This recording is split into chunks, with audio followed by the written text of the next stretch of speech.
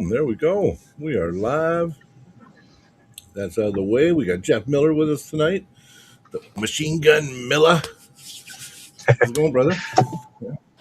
Pretty good. Pretty good. How are you doing, Brian? Good, man. Good. Yeah, we got Drew in the house already. We got High Caliber Arms. Tim, how you doing, brother? Got Super Dog. Yeah, we already got some people in here. So 9, 10, 10 people watching already. Wow. That's nice. That's nice. No, I'm doing good. Basically itching to arm wrestle. I want to arm wrestle bad. I've been cooped up for a while, but so when's your next event? Well, our next actual event that we're going to run is going to be either the last weekend of April or beginning the first weekend of May. So that's what we're looking at right now. Okay. Captain Hook, how's it going? Yeah, we want to make sure we do it right, and we're trying to get some sponsors so that way we can put some of the entry money back into prizing. Something that we really want to do with this league is actually hopefully get covered by sponsors and not have to focus on entries paying everything. And then we can give it back to the pullers is what I'd like to see, because I think that's honestly how you got to do it to grow it, right? Yeah, that sounds awesome. That sounds ideal for sure. Yeah, sorry for being sick. Oh, you're good, buddy. You're good, Cody. Everyone gets sick, man. Yeah, High Caliber Arms. Is that Cody Slugga you're talking to? Yeah, Mighty Mouse. Yeah, he's been doing really good lately. Oh my God, that guy kicked my butt last time. Yeah, well, I said these guys are working hard. Kill me. Yeah, well, he's a strong guy. Good job, Cody. No, yeah, but I think when it comes to starting a league, I think that's really what you got to do. Now, whether the first event's going to have huge prize money, I'm not sure. But... Oh, okay, we lost you for a second. Games, though, right? You must have hit a bad. Oh. No, that's going to be Battle Zone. So good games. I want.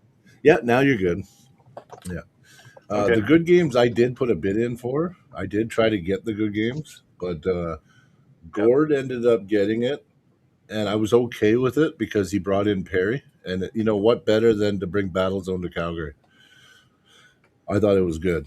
I thought it was one of those ones you didn't get, but you weren't disappointed because it worked out really good. So, yeah, I probably would ask Perry too. Come think of it, because why have Battle Zone? You know what I mean? And Hinton, and it doesn't make any sense. Might as well bring Battle Zone to Calgary. So it's going to be good, though. This is going to might be the best Battle Zone ever. Yeah. Yep. That's hard to top. Battle Zone is always really, really good. Yeah. But I mean, I know a lot of guys don't go some years just because of the travel or weather, or you know what I mean. So true. One of those things, right? So, Vent, you're pulling Zach. We lost Jeff. He was asking you what next tournament are you pulling, Zach? Not sure yet. Mine's February. I said February is sticking to February. So, what's happening in February? Battle Zone in Calgary. Yeah. Is there a tournament or just super matches? Super matches Friday night, tournament Saturday. Okay. Are they going to have a 143 class? I don't think so. Really? I think it's going to be 154 and up. Huh. They usually don't go below 154 at Battle Zone, though. So usually, it's usually 154s. That's their weight class, and then they do 176, 198. Like, he's been pretty consistent with that for, I think, the last 5 years anyway. So, why, you think you're going to get light again? Oh, easy. Well, makes sense. David Jansen in the house. Hey, brother. There, we got Jeff back, I think. Yeah, I'm back. Sorry, nice. I'm driving around, so I Oh, it's okay. I guess it's bad connection. Well, you're good now. Yeah, you're good now. Well, Yeah. I'm heading over to arm wrestling practice, so I'll Oh, be nice. stopped eventually, and I'll find a spot. Hopefully, that's better. Oh, yeah. You guys do what? 3 nights a week? 2 2? Oh, okay. 2 nights a week. Yeah. Yeah, Matt Tuesdays calls and once a month. Fridays. Oh, okay. Yeah, well, it's good to just have set days, right? Yeah, it is. We're not that lucky. Yeah, I know that's tough because you train with Matt, right? Yeah. Yeah. Carolyn Looms in the house. Hey, Carolyn. Yeah, we train with Matt, and I mean, he does a really good job though, because when he is around, he'll do 4 practices in a week, right? Oh wow. Okay. Yeah. So there's some benefits in a way, right? It's just you have 1 day notice, right? Yeah, I know. Yeah. Oh, we lost him again. What weight do you walk around at, Zach? I mean, I know, but Captain Hook wants to know. 150. 150? Yeah. 150 flat usually. It'll fluctuate up or down, but average 150. Yeah. Pulling for you, Mighty Mouth. Mighty Mouth. I love it. Yeah, he's sick, but he's really sick too. Like really sick. So that's funny. I love it. Mighty Mouth. You know what's funny is my name, my gamer tag was always Big Mighty. Yeah. And my son was Little Mighty. Yeah. For years when we used to play World of Warcraft. Yeah. Oh shit, yeah. Yeah. We'll see though. Jeff will try to get a connection. He'll come back on eventually. Oh yeah. Yeah, Drew. Carolyn is the humble. Very, very humble. Yep. Well, see, Jeff watched some of the matches in Lethbridge too, and I wanted to get his intake on some of it, right? So, but we'll have to see if he gets a connection. We'll have to just see. I don't know if you guys all seen today, but we sponsored an armbender. Yes, I saw. Yeah. So Chuck Young, the Destroyers, taking on Easton McCormick. Oh, he's McCormick. Yeah, he's killing it. He's killing yeah. it. Yeah. I've seen him at the armbender before, actually. Yeah, he crushed Cody Merritt this month ago. So. Oh wait, but wasn't Easton at one of the armbenders before? I don't know. But I know yeah, that he destroyed Cody. That's crazy. Left arm? No, it was right arm.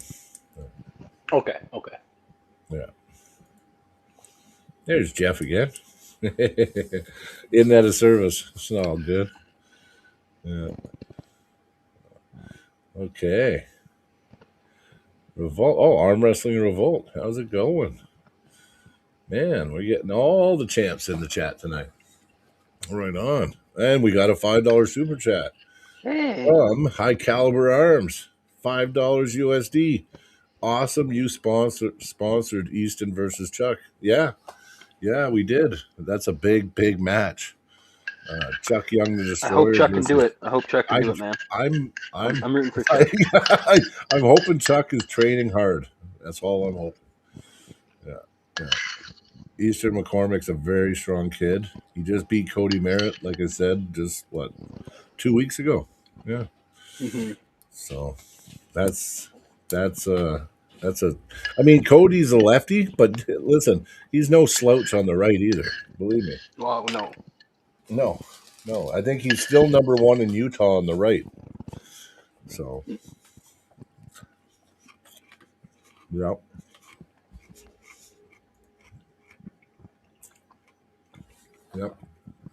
Like it. It helps us. Helps the algorithm.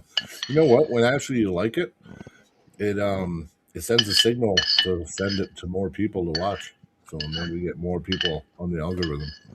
So I never used to care that much, but then I was told it helps. So yeah. But yeah, no, Chuck Young, I'm rooting for him.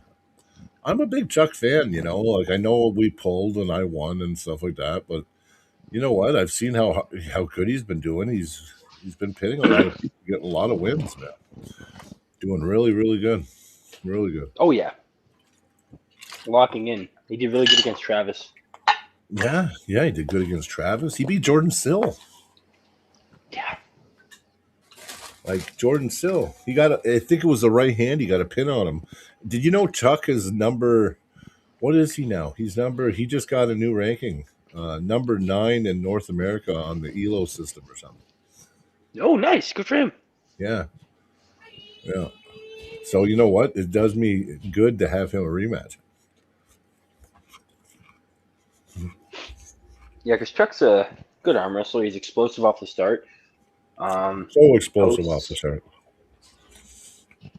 I mean, if you can have a heavy drag, it seems to be his downfall. But I mean, that's a lot of arm wrestlers. Yeah. You just probably just Like all of a sudden you hit a drag. signal glitch and you just drop off. Yeah. I'm in a good spot here, I think. So See you good, hear you good, you're good. Yeah, we were just talking about Chuck Young, the Destroyer. Yeah. Yeah, he's looking pretty good. He's been looking good. Yeah, we got a pin on after I beat him. He ended up pinning. He got a pin on Jordan Sill, right-handed and left-handed. He ended up. He beat Lewis Horvath. He beat. I know there was a list of they posted a big list of, and he's number 9 in North America on the ELO system. I think he said ELO system. Oh wow, that's pretty good. Yeah. So that's pretty good. Jordan Sill, Clifton Erickson. I got to meet him the other day. Yeah. Because he came to the club. Yes. With Dakota. Strong guy. He was awesome. What an awesome guy. And awesome arm wrestler. Super, super strong, just like all your guys' tales about him. Yep. And he's going to be arm wrestling Jordan Sill. I don't know when it is. It might be January or February. I got him easy. I think he's a heavy favorite. Yeah. I think he seems like the favorite to me, but Jordan's not he's so good, right? Like Jordan is such a history. Hand. His hand. He's got such an awesome hand. But Clifton has a powerful hand. Yeah. Yeah, he does. And a really powerful arm. Really powerful. Really strong. Yeah. Victor got his hand, but he couldn't get the arm when he pulled it, right? So and that was pretty impressive. The thing I worry about with Jordan, Clifton doesn't want to be giving his hand away to Jordan. I mean, he has enough arm, I think, but he wants to keep some of that hand and then just drive. And Jordan's weakness is side pressure. So Clifton needs to hit fast and hard sideways. Doesn't have to be for the pad, just enough to hit Jordan off center and then apply your side pressure and put him away. Yeah. I think he can win, though. Sounds good. I think so, too. Yeah. Also, it's kind of like that thing, guys with a dominant hand. Yep. I know that from my own experience that if I'm scared of the guy's hand, it's a good way to just destroy yourself because you try to avoid their hand, right? And you try I'm not going to apply any pronator. I'm just going to jump into a deep hook. And then you're so wide open to get slammed. Yeah, because he's already right over you. Yeah. Everything they want, you're giving them. You're giving them. Yeah, you give them everything, and the only way it works is if you actually jammed it. You just jammed their arm. Yep. Luckily, in the right spot that it did bind them up. But where they're stuck on like their brachialis way out or something. Yeah, but it's like you have that transition that just sucks. So you basically you screwed yourself. Oh yeah. Yeah. You're trying to avoid their hand. You're at. Is there a tournament based around the Tough event? Not that I know of. The Tough event is going to be the following weekend. I think this is Scott DeRossi. As far as I know, there's not a tournament, but who knows? Maybe we could do like a Mac Challenger series last minute. We have enough tables. Yeah, we can maybe organize something. It's not too late yet, so maybe I'll whisper in Ian's ear and see. That'd be fun. It'd be a lot of fun for sure.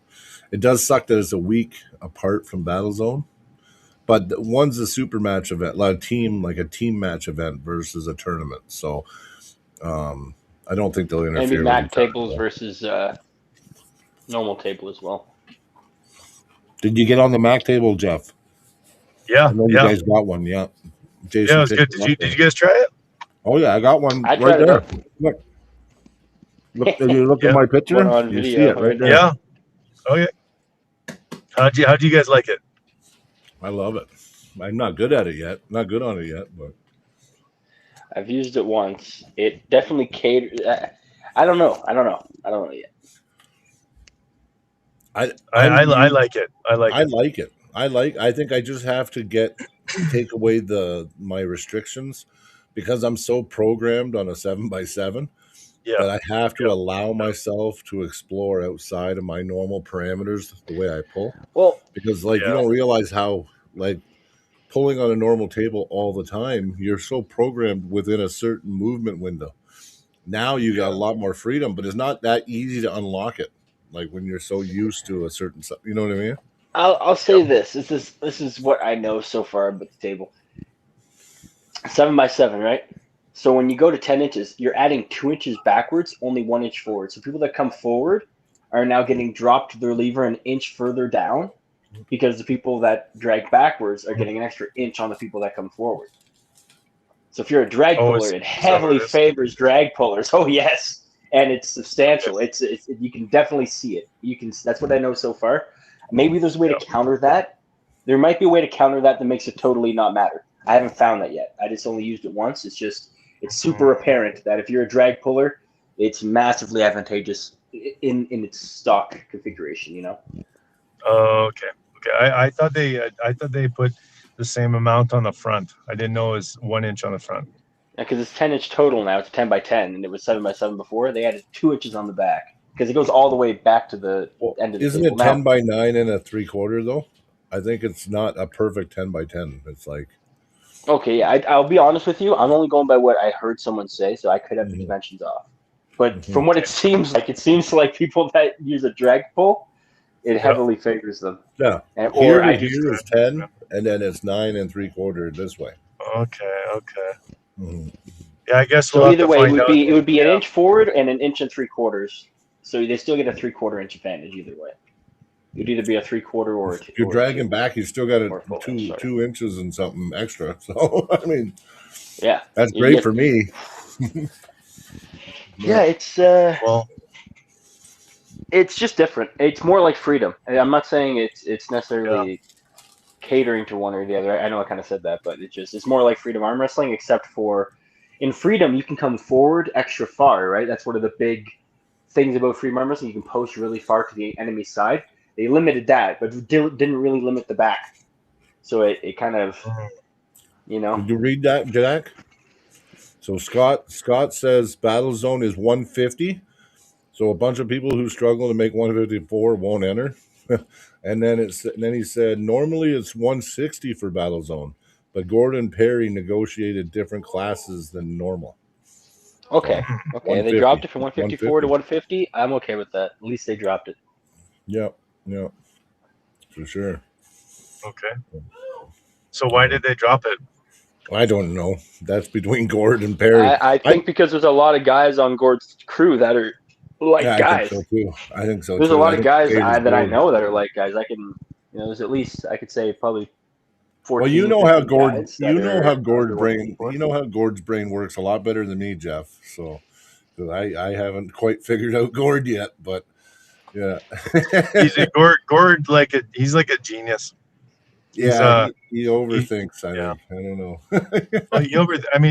It's not that he's the best at everything. I mean, everyone has a different way of thinking about problems, but he has he has some unique ways of thinking about things that sometimes you're like, I don't agree with that, but he's got good reasons for everything he does anyway. Yeah, no, I'm sure I know he does. I know he's hard-headed though, right? So it's like Yeah, no, yeah, he's hard headed. Yeah. What's up, boys? Hey, Jeff from Deadly Dale. Yeah, Oh, hey, Dale. yeah. Deadly. Deadly. Yeah, good to see you again, Dale. One of these days. Yeah. Oh yeah. Oh yeah, he'll be back. Well, he's just got to wait a little bit, and then he'll be back, probably just stronger than ever.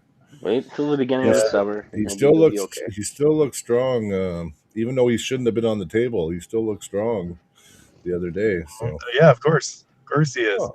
oh, Katie, how's it going?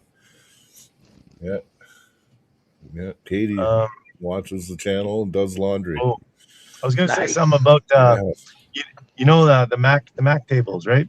Yeah. like staff, buddy. Well, like, cause we were playing on there a little bit, and with the leeches, right? Kelly's looking at it like, how do I do this, right? Like, how do I, because they want to sink a hook usually, and Oh yeah, so like, Yeah, and it's it's different. kind of what Zach's saying. It's like, well, shoot, is it advantageous to the draggers, or the top rollers?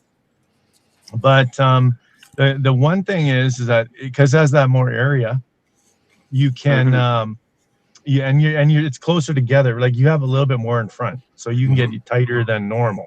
yep. So as long as you don't start with your elbow, like you don't want to start with your elbow right on the front No, of that, not on the pad. because now, like it's any probably don't want to do that in any arm wrestling pad, but especially the Mac table, because you're at you start at the front. Now that drag guy's got 10 inches to work with, and you have 0. So yeah, I'm a drag guy. So I do start at the front. Yeah, I usually so start. your lever is going to be dumped down like 20 degrees more than normal, or whatever, depending on whoever's pulling you's lever. Right. So you gotta start. You gotta start with your elbow back a little bit. Like What's up, I used to train. Oh, sorry. Am I breaking up, or can you guys hear me? No, we can hear you. I always just say hi to people new people in the chat. Yeah, no worries. Just wanted to check. But Tony Singer, I used to train. Do you know who that is? Yeah, old. Oh, yeah, because of course I've heard lots about him. I don't know him though, personally. Okay, yeah, because he used to ref the odd tournament, but hasn't been for a few years now. So, but he's a legend and a world champion. And if you ever met him, so neither of you guys met him? No, I just heard lots of stories about him. Yeah, people. Okay, well, if you met him, even now, you just shake his hand or just look at him, you'll know that he's a weirdo. Yeah, like he's different than all. Like he's way more of a genetic specimen than anyone in the 200-pound weight class, or like now like in Alberta. But not that they couldn't beat him. He I don't know. He had a big hand. When he was if he in his prime, I don't know. But his genetic gifts are amazing. Wow. He's like a John Berzank or something like that. And his forearms, like you look at his forearms, they're huge, ropey, veiny forearms, right? Giant hand, like catcher's mitt kind of thing. But he only weighed 190 pounds. Wow. And maybe 200 at max or something like that. Jeez. And so he's an awesome arm wrestler, and he would arm wrestle with his arm open up, like like a big angle like this. Yep, an open angle. Yep. He catch people out there, and he said he never hit. He just catches people. And then bring it back to the Mac table, because he taught me. And I don't really use this very much. I don't, obviously not a lot of the sticks. I forget things, but it's like he said, start with your elbow. Don't start at the front of the pad. Just bring your hand down like this at the start, and your elbow, bring it back a couple inches. Yeah, and just up. So when and then you tell the ref, no, I'm starting here. So they have to bring their elbow back. Oh. Because you got to match your hand height, right? Your hand's gonna be lower. Yeah. But it's just but if they pull their elbow back, your hands will match. I know what you're saying. So it's like you have no obligation. You have no obligation. Everyone seems to start at the front of their pad, just like this, right? Yeah. And we're always like we're like bouncing, like, oh, move back your elbow. Your elbow's off the front, right? Everyone does that. but it's like it's not always. That's not the end all be all of arm wrestling. That's just one way. And it's like he said, you bring your elbow back, so that gives you a distance to work with. So when it's go, instead of you trying to like hold on and get your wrist bent, it's like you actually can move forward. Yeah, boom. You got that space now. Yeah, you created that space. Yeah, it's like you just move forward and then you get a cup. That's it. Makes sense. And I've seen It's people kind of do like, it. yeah, that concept. I think you need to understand that when you're with Mac table. Yeah, because you have to give yourself that room, and then you can work with that room in front. Makes sense. Yeah, especially if you're a hooker. If you're a hooker, yeah, for a hooker, especially a hooker. Well, yeah. Listen, I was never. I started as a hooker when I started pulling, and then I quickly realized that my hand was built to top roll. And then I wanted to go back into hooking again. So, and now I've been learning, like, little things. Like I used to always create a pocket for my top roll, but then I started learning. Well, you know what? For your hook, create a pocket too, because now that allows you on the hit, it allows you to they'll roll right into your hand, allows you to go around. And I used to think I had to snap the hook. Tell you the truth, I just have to go sideways and I get my hook just by going sideways. Yeah. But see, it was all those little things, you think that you got to fly forward to get your hook. You don't. Just hit sideways and you're probably naturally going to a hook. Yeah, that's true. And like, basically, I think that kind of thing, if you leave that space on the elbow pad so that you can slide forward, for example, you don't want to be like, I don't think you want to be trying to go forward. Like, you don't want to be thinking that. You want to be like, I'm going sideways and your elbow is going to slide forward. Yeah. But you have 2 inches to absorb forward, and your body will find it, But if you think I'm going to dive forward, then you end up just like losing. They'll just blast you over. Yeah, because they got no resistance. That's why. Yeah. No, it makes sense. Yeah. I mean, it's all the little intricacies. People. I see a lot of strong dudes out there too, and they just think, "Oh, I gotta get stronger."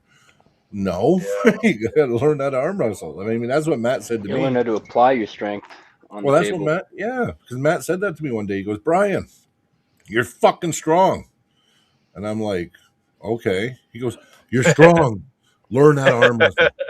He goes, "Yeah, like you're not gonna like you're so strong, like you're good. Like just like get better at arm wrestling." Yeah, and I was like, now I really thought about it. I'm like, yeah, like how much more stronger do I have to get? Like I'm pretty strong. You know what I mean? So and then it started resonating, right? Oh yeah. And then you find those connections where you can use your strengths. We build all these strengths training for arm wrestling, but we don't realize it's the table time that allows us to connect those strengths, to what we do, right? So, yeah.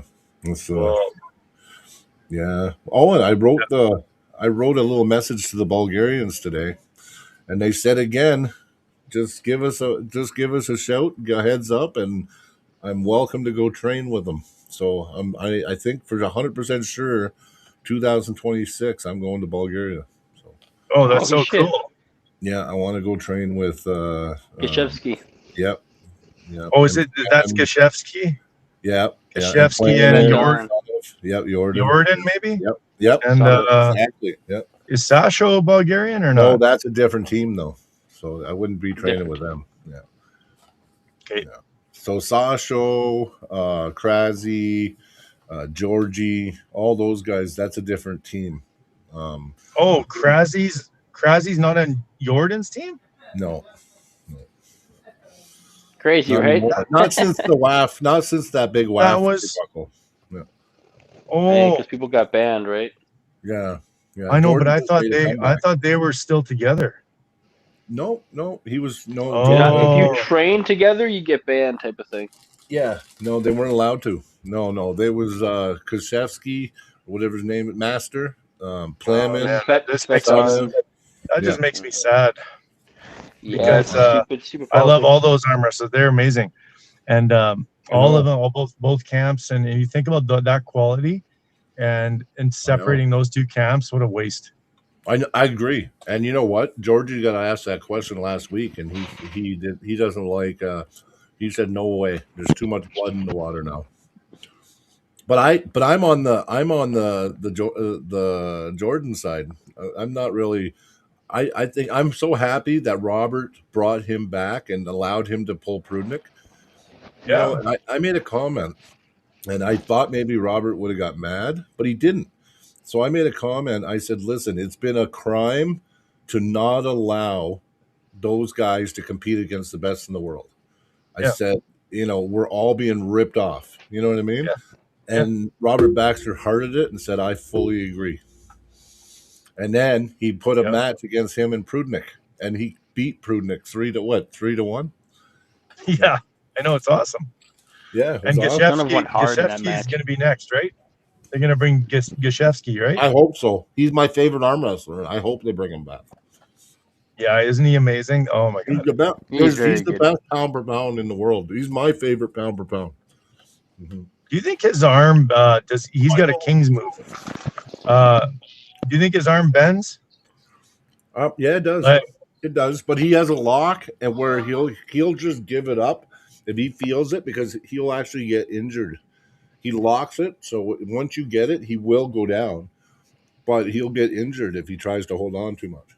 Yeah, okay. I heard him Okay. explain it once that he's built it up so strong, but the problem is when it goes, he can be injured. So he'll usually just give it up if you're that strong, he'll give it to you. Okay. Yeah. Yeah. Okay. Super chat, Arm Wrestling Revolt 279. Congrats on 13,000 subscribers. Thank you. You know what? We would never hit it without all you guys. Never. So we love yous. Thank you. 13,000 is a big number. I never thought we'd hit it, to tell you the truth. That's amazing. That's amazing, Brian and Zach. Wow. I know. Yeah, That is we've great. done good. Good job, guys. Thank you. Appreciate it. Yeah, it's been we're on our third year now. So Yeah. time flies. Yeah. It takes, you guys have a dedication, and it's like it takes that consistency. And it's like, oh my God, like I put out 3 YouTube videos in a row, and then I was like, I'm done. They were good videos. Oh, I know, but I just got kind of, I didn't have anything to say. oh, So I was like, well, I guess I'll just stop. Mike says, so you all know we are blankets to give $500 to Ty's boy. We'll give to Jaden on Thursday. Oh, okay. So that's awesome. So so they raised $500 for Ty's boy. So that was great. They had a donation jar, and they wanted to do something nice just because Ty's our brother, right? Probably we'll do something every year because what a shame losing Ty. I mean, that one sucked. Thanks to all who supported, and what an event. You know what? That event was fucking awesome. That Christmas party was like, yeah, it was just like, you know what? It's like seeing family every year at Christmas. It really is. Isn't Lethbridge a awesome group of guys? Oh, it is. It is. And God. I think it's been 4 years now I've went to the Christmas party in Lethbridge, and I don't think I'll miss ever. This year was the first year I didn't have a super match there. I usually have a super match there every year, but I was injured, and what can you do? Yeah. Dan Plexman in the house. Hey, brother. Boom. Danny Plex.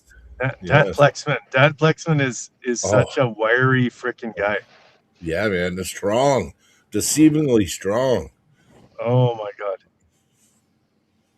He's very strong from the videos I watch. Anyways, I think I arm wrestled him once in practice, but he's got like an open top roll move as well. Very Gashevsky like. Yeah. He just like, you can't open that arm. It's too strong. Yeah. Yeah. Very cool. It's very cool. There's a lot of guys, like everyone's got their superpowers basically. I agree. But there's a few arm wrestlers around that, that shine. Their superpower really shines. Like it's a little weird. I know what you mean. I know exactly what you mean. There's those guys like, well, I'll give you one, Dale. Dale, he does good in tournaments. He's up and down, But you put him in a super match, and he just shines. Yeah. He just does. always comes prepared for a super match. Always. Why is he so good at that? He has good endurance, I guess, and strength. Well, he trains, and it's a lot to do with the training style. So, like, I train with like he's my number one training. We train like 2-3 days a week together, and the combination of super heavy and volume, I think, it builds that muscle endurance on the table. For one, it helps with lactic and all that kind of stuff. Yeah. And then the heavier training, I think that we lost Jeff again. But the heavier training, I think that also, believe it or not, helps a little bit with endurance, like as far as muscle endurance. I don't know about cardio Yeah. or anything, but No, it'll definitely help. yeah, like all of it helps. You know what I mean? Does it make you a better arm wrestler? No. Like it. It just helps you be more of a physical specimen. Yeah, and it can. If you're a It's up good to you to arm apply wrestler, that. it can add to that, right? Exactly. So yeah, the Drew says Baxter, yes, world champion too. Yep, he knows all about it too. Yeah, no, I agree. I agree. I really like Robert. I like Robert a lot. I think he's a great guy.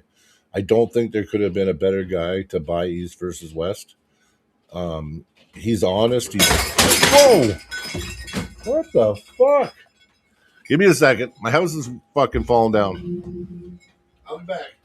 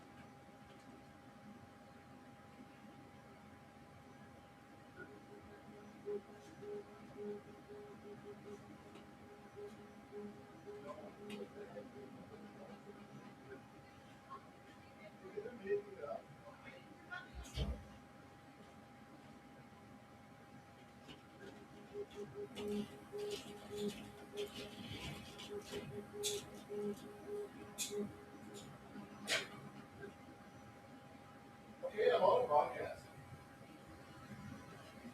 I'm on a podcast. Find out if everything's okay. Well, everything didn't just fall off my wall.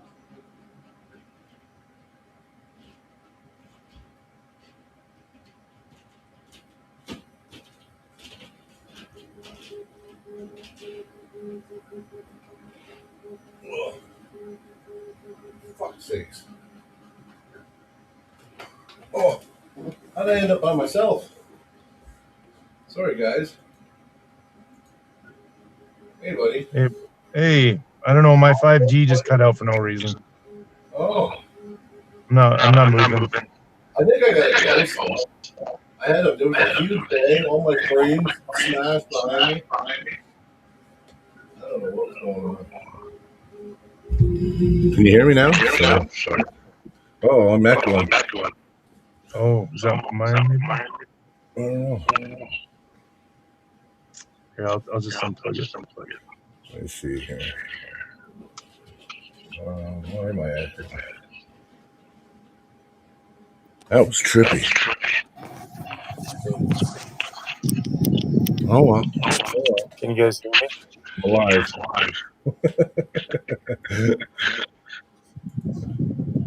Zach, are you echoing? I don't know what's going on. Am I the echo? I don't even hear you. I think it's through Zach. I think that's what we're echoing. No, he's muted. Hello? Oh. Okay. Holy moly. Okay, I think we're good. I'm not hearing myself talk no more. Oh, I am hearing myself talk. Don't know. I don't hear your voice twice. Give me a second. What the fuck? My sound didn't work. Let me see something.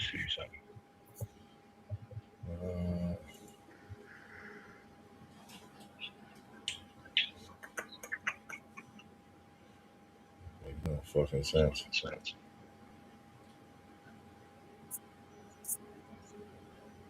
Let me just see. I'm just gonna try something. 1 sec. I'm not kicking you out, Zach. I'm putting you back in for a sec. Hello? Hello? Can you hear me? Jeff? No? I can hear you barely, but my sound's not working, so I'm just gonna try to reset this. Okay. Okay. I'm just trying to figure out this echo. Hello? Oh, I'm echoing. That makes no sense.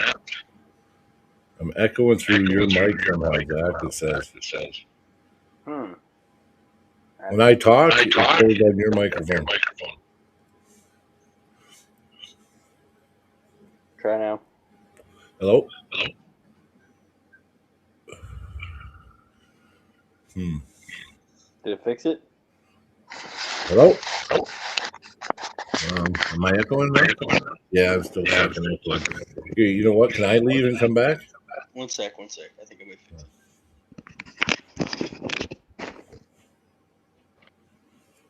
Sorry, everybody. My house blew up. Frames fell off the wall. Smashed glass everywhere. And now the whole fucking pod fucks up. Oh, I added him. Oh, there he is. Okay. Okay. Is there no more echoes? I'm not hearing any echoes now. Okay. None. Okay. Sorry about that. I don't know what happened, but some big bang happened and all my shit was flying off the walls and smashing behind me. Oh. Like my frames, all my East versus West posters on one side of my thing all came crashing down and smashed. What was it? I don't know. No one knows. I heard a big, huge bang, and yeah, I was like, dear God. Yeah. There's probably there might be some 12-foot tall aliens in your backyard right now. I know. I don't know, but it sucks because those frames were expensive that I had those in, but that's okay. I'll just have to replace them. Oh my God. Yeah. Okay, yeah. Was there something you angered the arm wrestling gods with something you said? No, that's what my wife said. She goes, it must have been a ghost because she said she heard nothing. I'm like, you must have heard it. My whole place shook and my fucking frame. Like, it was like it shook, and then my frames all fell off the wall. So I don't know. Oh my God, that's scary. It's weird. It's weird. So I'm not too sure. Oh shit. Not too sure. Okay. The echo was coming from Zach for some reason. So he muted it now and there's no echo. So I'm not sure if he had like an extra mic going. And then and I screwed it all up for us. I was like, what were we talking about again? Oh man. Good question. I know. I think we're talking about the Christmas party at Lethbridge. Oh, in Lethbridge, yeah. Well, they did 22 super matches, and they did it in 2 hours. Yeah, that's really impressive too. 22. Oh wow. No, it ended up being 21 because one got canceled. Yeah. Okay, so what were the highlights that what were some big ones that important events? Mike winning on the right hand the way he did was really impressive because I had Andrew maybe favored on the right and Mike totally favored on the left, but they had their left hand kind of got canceled because Andrew had an injury, didn't know where he was at, and then Mike came out like his hits getting really impressive. Like he just fucking, and then his energy too. I love his energy. Like his energy is great. Yeah. Mike's hit is very good. Yeah, like we're not in the same weight class. So I think I only saw one of his one of the matches, one of the rounds, and I remember like at first I was like, what just happened there? Because Mike got the hit, but I think Andrew, you said, stopped him. Yeah, he did stop him. Yeah. He stopped him, but then Mike finished it. Yep, he did. So that was like kind of cool because Mike usually doesn't win after he gets stopped. Yeah, like he's more of a one-shot Travis Badgett type arm That's what wrestler, I I always guess. thought too. But Mike's been working on that. But I mean, not that I think Mike goes more into a hook than Travis does, but he's got that kind of explosiveness. But then what I saw there means that he's got more static strength once it stops, so he can finish now in a slow one. Call the Scooby-Doo gang ASAP. Yeah. I know. God, yeah. Yeah. I'm glad to Or hear Brian. your mic fixed. Yeah. Shit. So Mike is he's coming up. Yeah. He's coming he up. is. Mike's coming up. Mike's a force, and he's showing that he isn't just a hit. He can do more. And I really like that, actually. You're right. I didn't even think about that, but you're right. Andrew stopped him, and he stopped him in a position where, it was still powerful. He could still drive back maybe, and Mike closed the door with his shoulder and went nope, and pinned him. So it was pretty cool. Yeah, Mike was talking about training with the Misfits there in Drayton Valley, and he said that he's been working a lot on stuff like that and strength and. With Josh DeVoe and those Josh, guys. Yeah. And Josh is the master of strength training, so that would be a good synergy. Totally. Yeah. No, it would be. It'd be really good, and they're polar opposites of the way they pull. Right. Josh is actually kind of slow but powerful. Right. That's true. Actually, you're right. I think he's not a big hitter. Not explosive. He's not an explosive hitter. No, he hits. He kind of hits for hand control off the go. Mm-hmm. Yeah. Which I did for a very long time. For a long time, I always went for hand control, and I actually pulled better. And then I started. Mm-hmm. When you get a few flash pins, you get kind of addicted to them. I never gotten them, so I don't even. Oh, okay. Well, I had a few. Because Zach used to tell me, Brian, you actually have fast twitch muscles, and other people would tell me. And then I flashed a few guys, like really fast, right? Because I was practicing. Yeah. And then I got kind of addicted to it, where I was doing it, but then I was getting out of position when they caught me. Yeah. Right? And now I can see how hitting can be a curse in a sense, because now you're hitting, but you're committing so much to that hit that you're not in the proper position if it doesn't go through. Like, you know what I mean? Yeah, it doesn't have hand control. Yeah, exactly. You're right. Well, John Brzenk said something like that in I don't know where. I read it a long time ago. It was I think it was in his Ask John blog from like the 90s or early 2000s. And it was, are you still, I'm here. You're good. No, Zach dropped off. He'll come back. Oh, okay. And he's like, I used to think speed was really important. And now he went to more hand control is more important. It is. Like as he advanced in his career. Yeah. And which kind of makes sense too, because you see him as a young guy. Yeah, he was John Brzenk. flashing everybody. He's exploding into the hits, and he might lose his hand a little bit here, but then he'll adjust and regrip and boom. I was thinking like Dave Patton match, stuff like that I've seen. But yeah, then you see in the older John Brzenk, he doesn't have to be fast. He still gets hand position. Yeah. No, you're right. You're right. It doesn't matter how fast you are. You get caught in that hand, you're dead.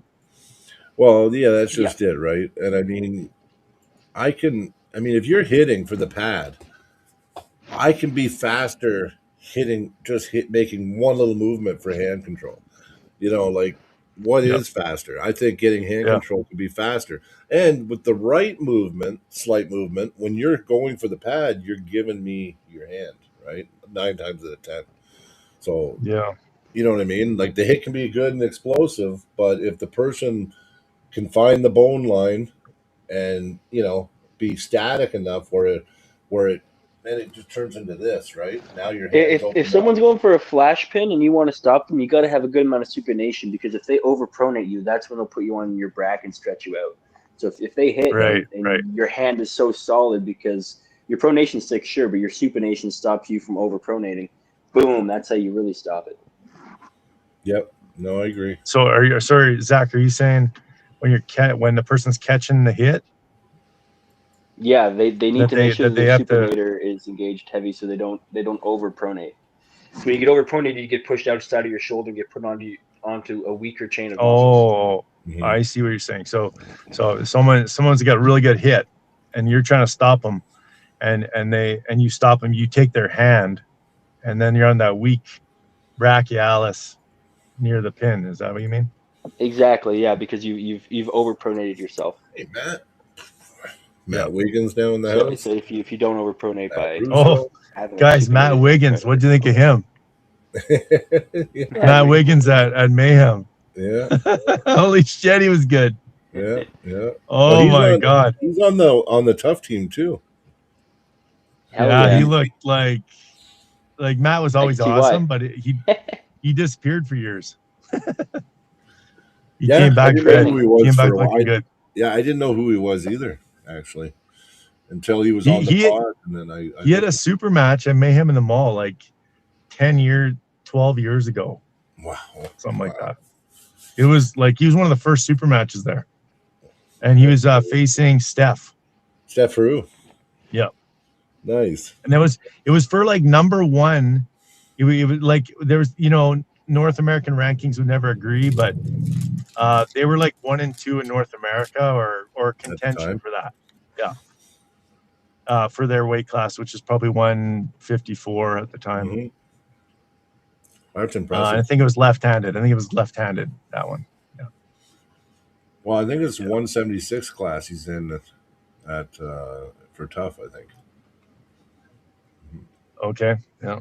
Yeah, I think that's the lowest class they have for the tough league. It's 176, and then it goes up from there. Yeah. Yeah. Unfortunately. Well, that's just it. You would probably know a lot of people that come in our chat too, Jeff, because sometimes people come in and they talk about 7-8 years ago or 13 years ago, and I'm like, I wasn't pulling them. Yeah. Yeah, I mean, I do know a little bit. There's such an awesome history of arm wrestling. I don't know it all, and I forget a lot of it, but that's why I love listening to Mark Harris. And Mark was one of the first guys I arm wrestled with. Mm-hmm. I love that guy. I started in 2007, and Mark had already been arm wrestling for years. And I Googled, or I don't know I don't know if it was a Google at the time, but at the time I searched on the internet. Yeah. And I found a Pinarm website. It's called pinarm.ca or .com. And that was Gord Squire's website. Oh, okay. That's crazy. And he had like photos just uploaded to that website. Mm-hmm. And on that, and then I would just look at these photos from a tournament, right? That's how I guess that was the early form of social media. I'm looking at these photos on a website, and I see like pictures of Del Mudrick, just photos him pinning people, and he looked pretty deadly and pretty strong looking. And then Mark Harrison, I think, was in those ones, but I saw some photos of Mark Harrison arm wrestling, and I was like, well, who's that baby faced guy that like he looks, he's interesting because he doesn't look like intimidating, like a muscle man or something like that, or like a bodybuilder, but he does look like he's an athlete, and he's cool looking dude. And then he's kicking the crap out of everybody, and you're like, oh, he's just some kind of phenom. I don't know. And then when I got to arm wrestle with him, it was like, oh my God, I didn't know these humans existed. Mm-hmm. Because you would never know. Like, you could maybe pick a fight with Mark Harrison in the bar or something. You think, oh, he's just a normal human, but he's like a Terminator with a biological skin around him. You just don't know what you're dealing with. Well, I'll tell you something Yeah. that's pretty amazing is that Mark, we had talked to him. He was on the pod, and then we had talked to him, and he said that he's coming back to training, and he's got a little bit of a fire. He says watching the podcast and just Yeah. us talking about the old days and his matches and stuff. Yeah. He Yeah. I says that watched he's that one. pumped, Yeah. and he's going to get ready for Worlds in 2027. Oh, So sick. Yeah. so Awesome. he's Yeah. going to be Hopefully training. He wants to be there. he's kind of the golden boy. Like, he's the prodigy. I don't know if that's his nickname or anything, but he's For sure. like that. He's a weirdo. Yep. He's really weird. Like Tony Singer is an absolute weirdo, and he was a world champion. Yeah. Mark is like that. He's like I want to say like the unfulfilled. His destiny would be like to be one of those elites, Jedi, But like he just Skywalker. life gets in the way, right? Yeah. I don't blame him. He did great things in arm wrestling. He's national champion and Oh yeah. beat many national champions. Just and, Devin. Yeah. Like he's done enough. He's accomplished enough. But he's like he had that high level. Like he had that high ceiling of abilities. He used to give Matt he used to destroy Matt sometimes when Matt was early on. And then Matt eventually sort of, he elevated himself to the point where Mark couldn't beat him anymore. Yeah. Yeah. But then he kept going. That was probably the last. He was probably the last. Kind of like the last whatever pillar standing. The last Mohican for Matt. Like he was like the last guy. He was the last guy to sort of give him a challenge. Yep. That's why I sort of look at it. I'm a big fan of Mark, and plus I'm a big fan of just the person he is. Mark is probably, when you talk to him, he's one of the most genuine people you'll ever talk to, and he's a really good person. And I wish and I want him to be back. You know what I mean? And fired up, and I want to be able to experience it. You know what I mean? Because I gripped up with him at Border Rivals. He said he hadn't gripped up in months or something, or years. I don't know what he said. He doesn't do much, no. And I gripped up with him, couldn't touch him. He was like a stonewall. Then he started pulling a bunch of people, just stonewalling everybody. Yeah. Oh yeah. Yeah. You just don't lose. That's the thing. You don't lose that, right? Like, he did not lose it. You don't really lose that tendons you built over all these years. It's pretty cool. But I mean, honestly, I was so blessed. Like, so he was, Brian. That's fucking awesome. Whoever Jimmy fucking No Nuts is, hook me up, brother. You know who Jimmy No Nuts is? Jimmy No Nuts. It must be Ryan's alias or something, maybe. I don't know. I don't know, but I like it. I like it. Yeah.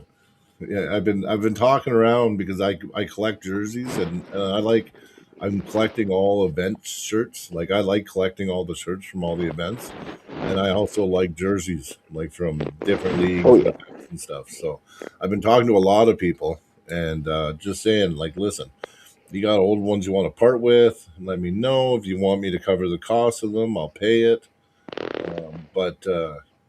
Anyway, Jimmy No Nuts. Yeah. Just, I don't know, get a hold of me on Messenger. Any medium or triple XL, we'll take. I don't know why. I have a feeling it's Ryan Grundon.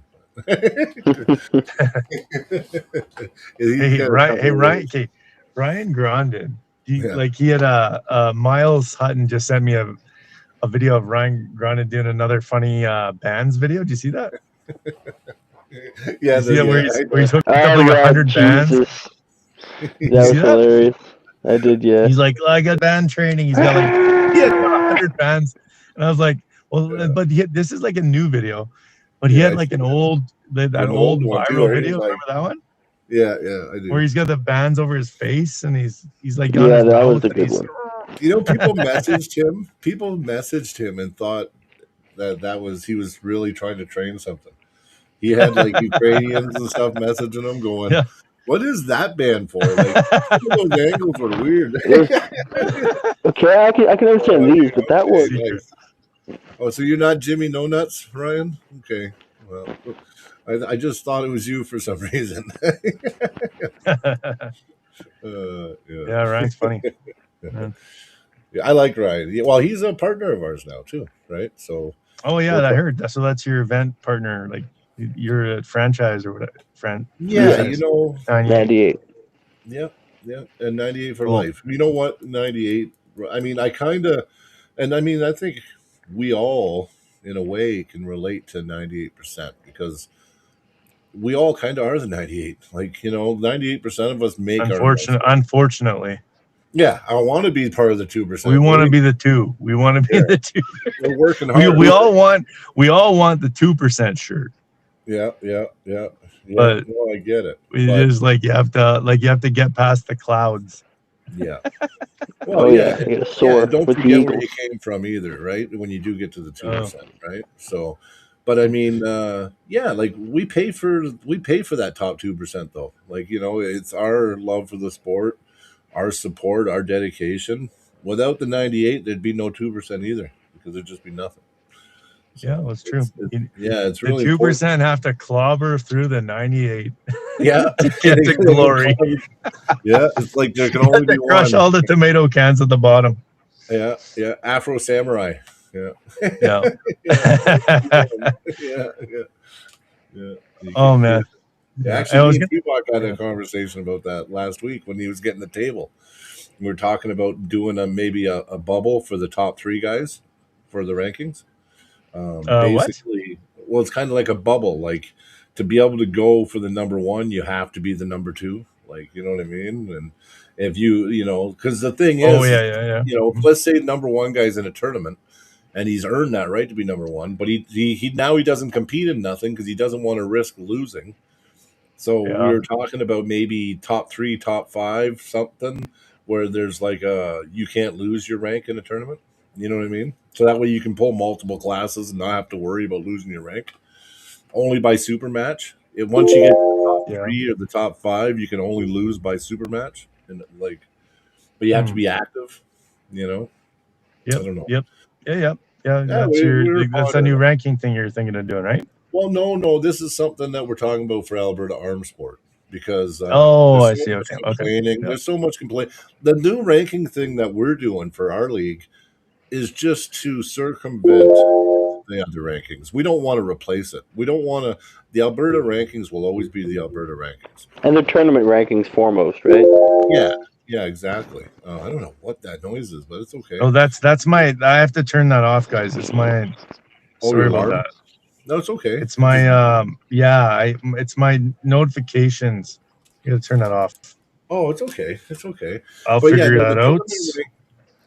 the tournament rankings are going to be nice because if people from Montana or North Dakota or South Dakota or Saskatchewan, Manitoba, if they all want to partake in the league, they can be part of the rankings. So like it's not has nothing to do with the Alberta rankings what we're doing.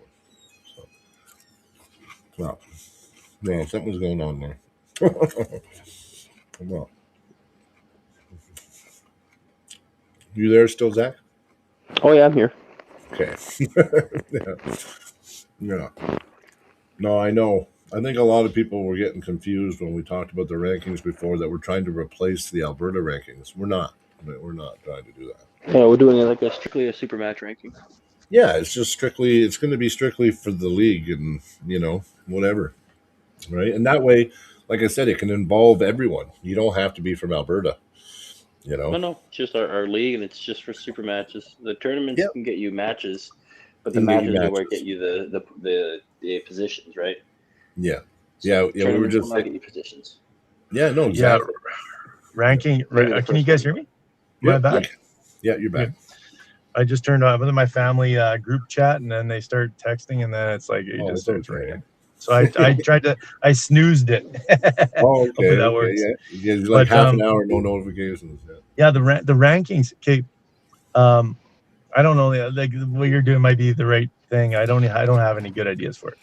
But but I want to say, like, when I look at the rankings, I guess the one thing I kind of wish is like you know how you can beat like I know on the rankings, like I beat that guy last, but they beat so it makes sense. Yeah, because I should be because I beat the guy that was in 8th, but he beat I should be in 15th because the 14th guy beat him.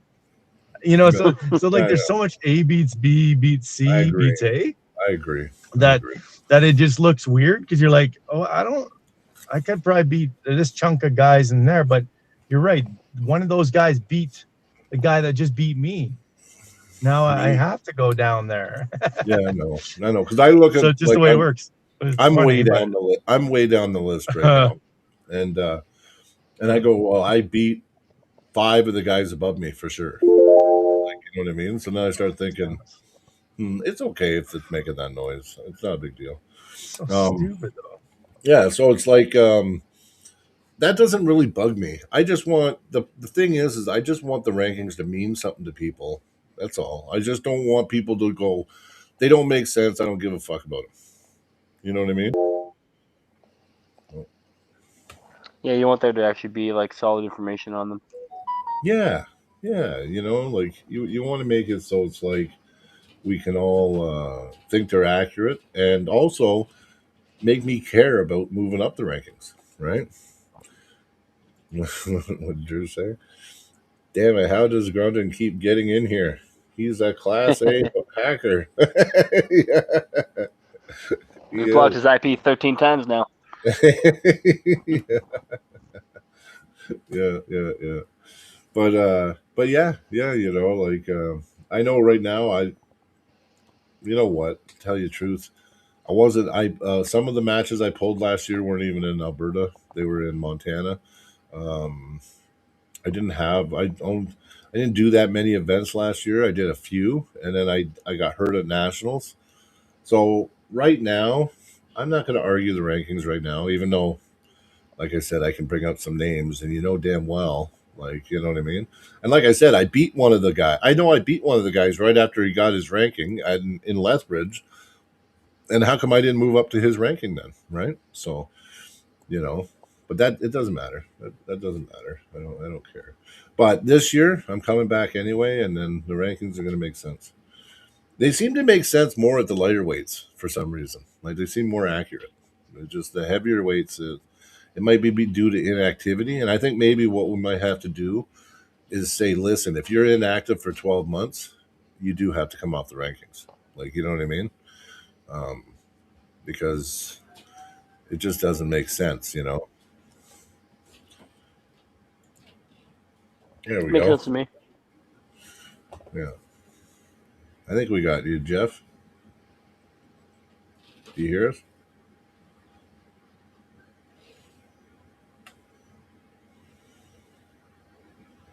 Hello?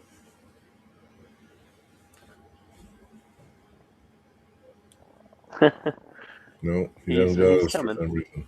Shoot. Yeah. Oh, I heard him. Yeah. I heard for a second there. Oh, there he is. There he is. Why is this like this?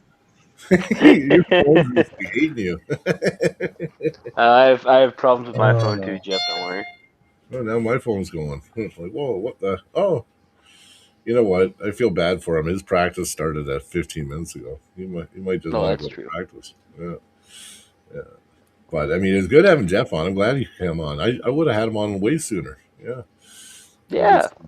We've had him on before, I thought, for his match. Dude, I think we talked to him. I thought we had him. Oh, we got Jody Williams, brother.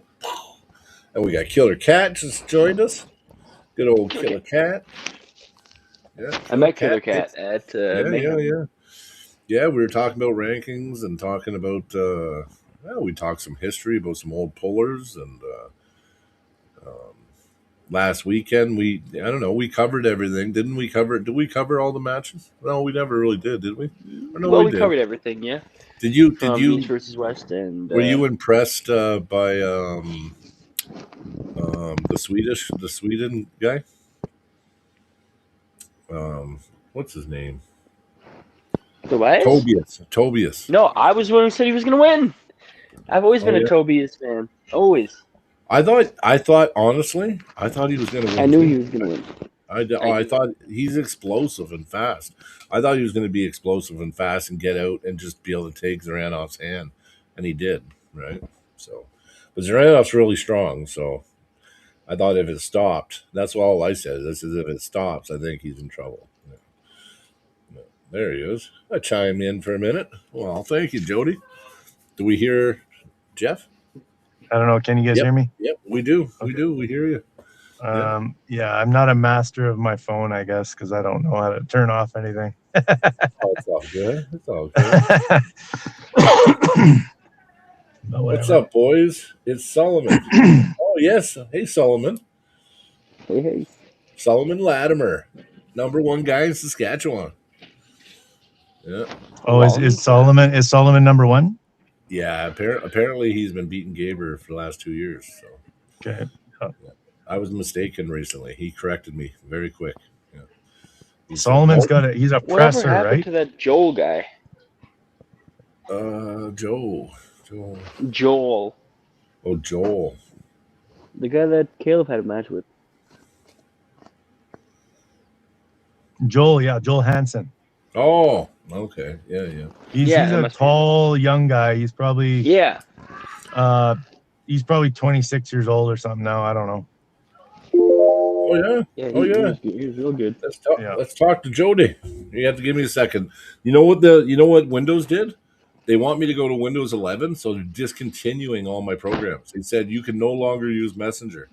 You got to pay them to have legacy support. I'm not allowed. I have to. They don't support Windows 10. So, but I'm afraid everything's going to fuck up when I go to Windows 11. I upgraded to Windows 11, and it hasn't been a problem. Yeah, but were you able to? Oh man, were you able to? Like, did everything get wiped? No. And you had to reinstall everything again? It's just your operating system that's updating. No, you just go to upgrade. So if your computer is like 5 years old, okay, it'll be able to do it it'll be no problem for you. Okay. Like it doesn't delete any software or anything. Oh, then I'll do you it. Just have to click on like the Windows update and then go upgrade to Windows 11, or you go online and search up upgrade to Windows 11, and then like on the Microsoft site, and then download Windows 11. I forget. It's like a installation tool, so that it'll just sort of help you through it, and you just don't pick the option where you wipe your stuff out. Yeah, I'm gonna have to. Keep all settings and programs or whatever that. Okay. See, I was so scared, man. I was like, I don't. If you're really that terrified, just take out your Oh, hey Jody. Most of your drives, not your C drive. Take out your other drives. What the hell? So we got to upgrade stuff now? What's going on? Yeah, Windows. It's just forcing me. The tech stuff. Yeah, I hate upgrading. Like Windows 10 was supposed to be the end all be all, and now it's like, no, you got to go Windows 11. So they want to try and screw me over here. So sounds like everything has a 5 to 6 year shelf life, and then you got to upgrade stuff. Like I got to upgrade my StreamYard when I do my shows because I don't know why, but I noticed that here, like the pictures on mine look kind of on my end looks fuzzy, but you guys look clear. So maybe I need to upgrade. I know what you're saying. Well, you look clear. So Joel is currently #1 on the right, and Solomon's #1 on the left. Okay, that's what I was thinking. I was like, that Joel guy's pretty good. I'd be surprised if he still wasn't #1 on one arm. Yeah, no, apparently he's #1 on the right, and so okay, Solomon's #1 on the left. Yep. Is Solomon in the chat now? Yeah, Solomon's in there, buddy. Oh, yeah, man. me and Jody have got a match with him next year. Yeah. We're tag teaming that guy. Yeah. Get ready. You better bring the lube. Yeah. It's gonna be on. So what I missed so far? Oh, we talked about events, past weekend events. We talked about polling styles, legends of the sport. Yeah. We just been. I think we talked about everything. So rankings. 13,000 subscribers. Nice. Yeah. So what did you think about the this past weekend's events? You know what? It was. I think I got 3 matches wrong. I got let's see, how many did I get right? I got 7 right. Yeah. You got 7 right, and then Ryan and that got 6 right. I remember I watched that episode. Yeah. Yeah. I don't know how many matches was there. 12. I got 9 right. Yeah. If you I can count right now. Yeah. You guys should go through these matches because I didn't watch the event. I want to know what all happened. Okay. There was 11 matches. 11. Okay, then I got 8. I did 8. I got 8 right. I think I got 8, maybe 9. Yeah. I got which one did I get wrong? I got the Jerry one wrong, damn it. I got the Jerry one wrong. I got Jerry, I got Ayane wrong.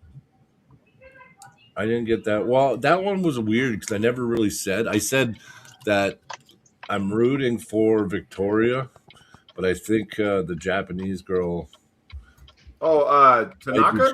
Yeah. I said she. And I said Paul Lynn was gonna win. And I said, and then Paul Lynn. But I said I wouldn't be surprised if Bogdan won. I gave it like a 52-48 or something. And I said Paul would be too strong statically, and Bogdan just proved me wrong on that one. Yeah, what? So I got those 3 wrong. So yeah. Can you guys talk about that one a bit? Because I was curious. I didn't see that. Whatever happened with Bogdan? How did he do that? Man, Bogdan just had way too much center table static strength and hand control. Man, like it was insane. I've never seen that level of dominance displayed against Paul like that. Like he's faced some really top end guys. So Bogdan that was shocking. Came in that like result a monster. He added a lot of strength to his technique. Put it that way. But I said, listen, that's the best he's ever looked by far. I said Bogdan's probably one of the best well-rounded pullers out there, but he used to lack the top end strength. Yeah, but he's closed that door right good. Wow. Yeah, because now Ryan Bowen would he's looking probably like a champ. Paul Lynn. Yeah. I mean, Ryan Bowen beat Bogdan, so. Yeah. But Ryan Bowen was beating Lachlan just recently too. Yeah. But what does all that mean? Because if he's doing the Georgia versus the world, and now they're probably not doing nothing because some of the guys weren't getting paid. They can't even pay them. But I said they were going to owe everybody money. I said that. I said they built it out of spite. They're not going to do good numbers. They're probably going to go bankrupt after the event. You did say that. I said all that. Yeah, I did. Not saying like, okay, I'm right. I'm just saying like it was really obvious. It was pretty obvious. It was obvious what they were trying to do and that it was probably not going to work. Trying to poach athletes. That's why you never make decisions based on emotion. That's right. I agree. I agree with you. We tend to do it sometimes, all of us, but I think with my age now, I usually give myself time to react properly and think about it before I make a decision. And Georgia versus the world was very immature and just very spiteful, that event. So it was interesting when the athletes came out of the area and they had the 2 security guards on each side. Yeah. I thought that was kind of interesting. Yeah, but then they go out to nothing because there's no one even in the bleachers or in the crowd watching. that was what was funny. It was just an empty crowd. Do you imagine arm wrestling to an empty room? I thought they kept going. It might would have got more because if you look at East versus West now, and then look at the they first did start with an empty crowd. Mm-hmm. Yeah. No, it's true. They got to build it, but not paying the guys. And just some of the matches were weird, but whatever, like I said, it just goes to show, like it's not East versus West. East versus West, I don't hear that none of the athletes aren't paid. Have you heard that from East versus West? And they've been in the red, they've been in the negative, but they still make sure that the athletes get paid. Right. I was interested going into Saturday because if I'm not mistaken, this would have been the first East versus West since the split with Ingen that has stood on its own. What I mean by that is that they've had 2 events so far, and the first one was the Shaw Classic, where Brian Shaw had his own event, had his 5 matches, and then East versus West kind of tag team. And I don't mean that in a bad way, but they kind of piggyback on that, and then they made East versus West 19.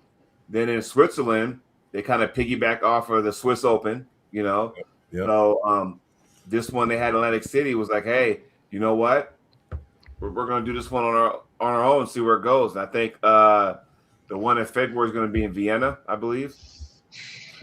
Yeah, I think they're fine doing it on their own. You know what the problem? You know what the problem is when they do it on their own, they're not giving themselves enough promotion time.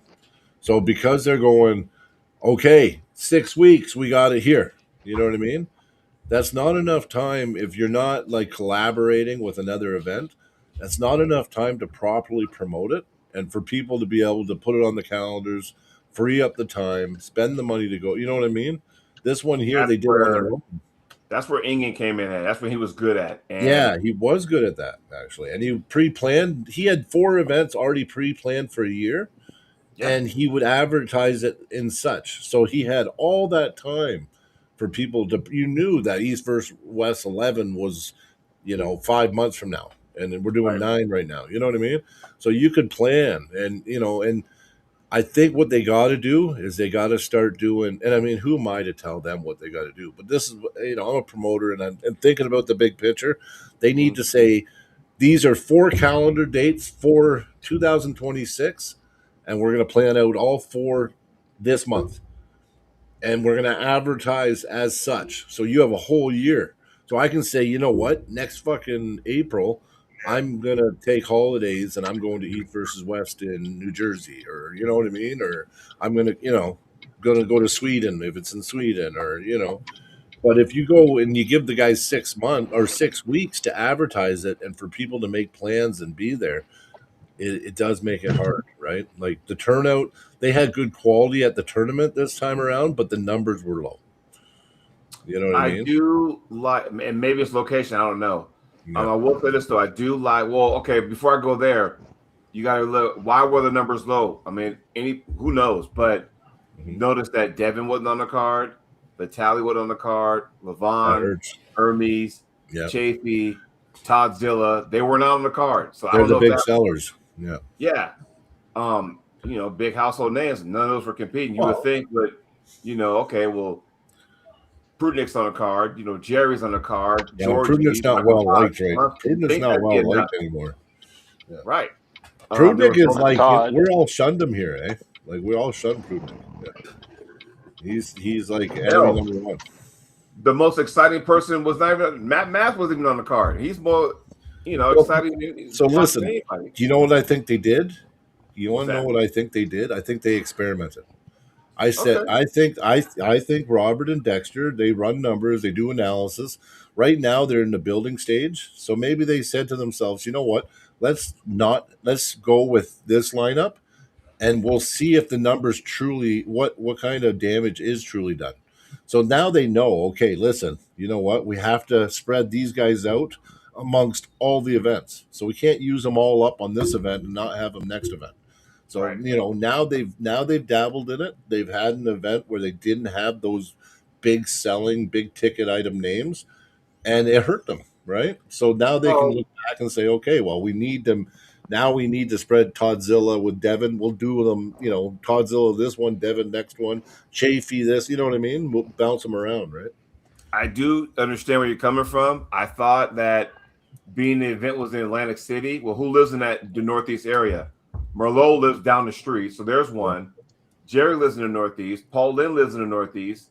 So you figure those 3 right off the bat, then you throw in Monster Todd, that might bring some people. But I will say this though, what I do like is how they got the bonus matches that kind of stem from the tournament they had the night before. So also what I think this is going to be a good thing going down, going further, where hey, we're going to put about 4 matches on the live on the channel on YouTube, and then promote. Hey, we'll give you these 4 matches for free, and then promote, into getting people to get the pay-per-view. I agree. I do like that. I did really like that. That was cool. Yeah. No, I know. I think that we can't have East versus West fail either. So we really do, got to try to do our best to keep them propped up and do our best to support them. Buy the pay-per-views. I mean, listen, it is going to come down to they're going to have to build a fan base, and it's not going to be all. If only arm wrestlers are buying the pay-per-views, they're not going to succeed. We know that.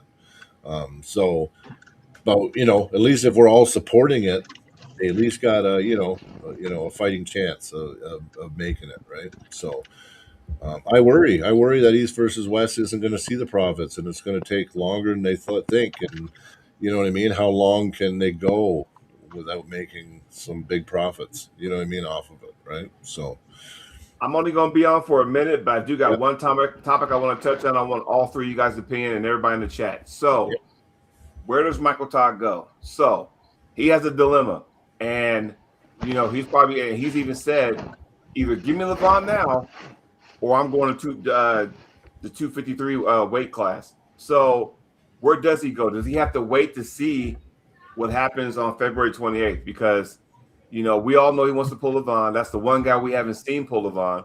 Because I said this on our show Monday morning. I said, look, man, Devin's 0-2. Ermisch is 0-2. Jerry's lost. So we got Vitaly, on deck. And let's play devil's advocate. If Vitaly somehow wins that match, does the Michael Todd LeVon lose its sizzle? You know what I'm saying? Well, who wants to go first? Want me to spit my opinion first? Yep. So my opinion is first, Michael is owed nothing. Michael's taken L's. More actually of late, more L's than wins. He, losing to Vitaly like he did.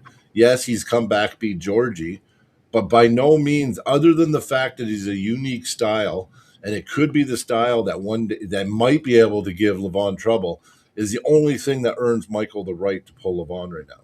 Because other than that, Michael isn't the guy to pull LeVon right now, and he's not the number 2.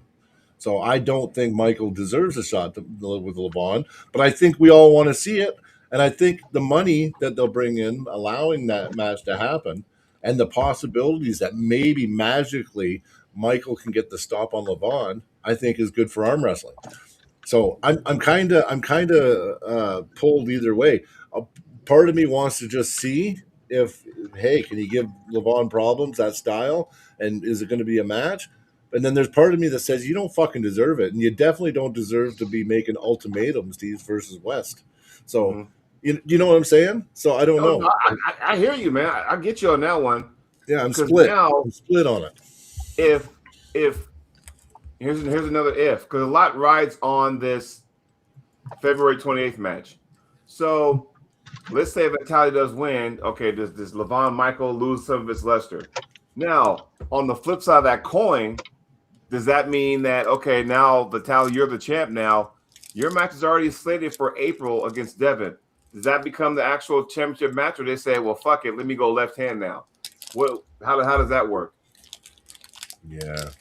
I think it should be championship either arm, too, if they did go left. I mean, that's out there, too. Did y'all talk about the latest news that there's no Morozov for Devin in February? It's going to be Alizon? Well, yeah, you know what? Morozov disrespect. You know what? That's bullshit, though. Morozov disrespected East versus West, for one. Put it this way, you get an opportunity to pull Devin, and then you go and you say, oh, I'm going to pull Devin because I need the money, but I'm not going to be 100%. And you don't say that. You just destroyed all the revenue that East versus West was going to make on that match. And the credibility. You fucked over. That was left, match. Right? Yeah, left. That was left? Yeah. Yep. I still kind of want to see that match because I do too. It was so awesomely hyped. When I see that clip of Devin pushing Engen, and I was like, that is awesome. That was amazing. Engen wanted him killed for that. Oh, that was so good. Like that's the best promo going. That was on Engen for jumping into that. Can I ask you guys, or Jody or whoever, what's the deal with Michael Todd? Like, what? Can you guys refresh my memory? What his last match before Gorgie or Vitaly? Georgie? Yeah. It was sorry, Hermes what and was it Vitaly, before? I thought. His last match was Vitaly. He got just ran over. Destroyed. Yeah, that's the problem. And before that, it was with Hermes. I think Michael. Hermes ran him Michael's over too. he's so awesome. He's so awesome, but it's like, yeah, I think of Michael too sometimes because he's such a puzzle. Because you're like, what do you do with him? Oh, I take that back. Didn't he pull Georgi Drazanov at Zaranov, yeah, he did. You're right. You're right. he But got Toby the win is on still that one. better against him than Michael did. Yeah. That I'll take that back. He did pull that one and won. So that was Zaranov Chicago. he was 7th or 8th ranked though. Yeah, but I mean, just Okay. He loses and he wins. He loses and he wins. He's back and Because forth. he's solid. He's solid in the top 10, right? Yes, Like, yes. He can't. He's sort of like he's gonna beat the bottom 3 or whatever. Or, I don't know. And then he can't get past. Like he ain't gonna beat That top Devin. 3 or five. 4. Yep. He can't beat Levon. Like I that's just my opinion. I don't think he'd beat Hermes. Devin. I don't know. But I mean, Vitaly. I guess we have to see. We have Not beat Vitaly. Yep. on match at some. Yeah. Well, Just to this is do why it. I you mean, gotta be like careful I with the guess we rankings. have to see it. But This is why you can't always go yeah, by. what do you think? Oh, go ahead. I'm sorry, Jeff. Well, no, I'm just thinking like I get that he Levon's probably one of the only heavyweights he hasn't arm wrestled, right? Mm-hmm. Yeah. So that makes sense. That's why that match could make some sense. Like it's kind of interesting because we're like, well, yeah, what does happen when Michael faces Levon? Like I am a little curious. Mm-hmm. Michael was world champion for a long time too, right? Yeah, but a big part of me thinks just like it's just almost like I just can't envision him. I can't see him stopping Levon. Like I just think it's gonna put his arm down every time. But yeah, maybe I'm I wrong. think so. Maybe I'm wrong. There's 3 guys in my mind that still we have not seen Levon pull. One is coming up in February. But Tally has the size to match, Levon. Yeah. Obviously, Michael has a style that could probably maybe make him sweat. And Dennis? Honestly, I thought a healthy Morozov can match the intensity. Yeah, Morozov does get really intense. Mm-hmm. He can match that. You know what? Can Michael like pull? Like who could he beat? This is what answers in my mind. If can you think of a guy that Michael could beat that's above him in the rankings? Like who would that be? Now, this version of Michael? Yeah, right now. He's 5th in my mind. Right now. If he's 5th, then no one. So like could he beat Hermes or something like that? Or no, Hermes not got even that close. muscle He figured just out. lost Hermes. Yeah, he just lost to Hermes last year. Yeah. So here, this is why you got to be careful with the rankings, because to answer your question, Jeff, he just lost to Hermes. He just lost to Vitaly. He lost to Devin way back in King of the Table 1. But bad. Yeah. Yeah. So there's that. But at the same time, the problem. who do you put against Levon? Because the next guys in the order in the rank, he's already beaten twice. He's beaten Devin twice. He's beaten Hermes twice. So it's like we're kind of stuck. He's taking on Vitaly. Yeah, you're right. You're right. Aside from Vitaly, the other guys, 2, 3, whatever. It's almost no. Yeah. I mean, I look know. at UFC. I know. UFC is never going to It's be. him by nuts. default almost. Yeah. Well, You kinda have to. I'd like to see Michael Todd versus Morozov, maybe right-handed. Yeah. Morozov's injured, unfortunately. He's injured though, yeah. But no, he's injured left. He's still screwed. He's still too injured. He's injured This left is what though. you do. And you guys are going to hate me when I say this. Like The chat's going to hate me. And I want the chat to respond when I say this. You guys are going to hate me. Okay. East versus West should be in Las Nobody Vegas could at hate some you. point. No. Las Vegas, yes. Yeah. Las Vegas. So here, That East sounds versus West awesome. should be in Las Vegas at some point. And you put Michael Todd versus Jerry Catterwet. This is why. We all saw that wall 506. The way it ended, I think it was still bullshit. But I do too. I think If you Jerry. think I about think that's Jerry's the match. rule set said Michael's correct as far as the rules go. I thought the rules were bogus, but Michael is correct. But the strap came off, and it should have been just a technical equipment failure. This is why they should have the match because they left so many question marks, and then COVID came in and kind of put a lid on everything at the time. But there were so many unanswered questions then, and just like it was a malfunction of the strap.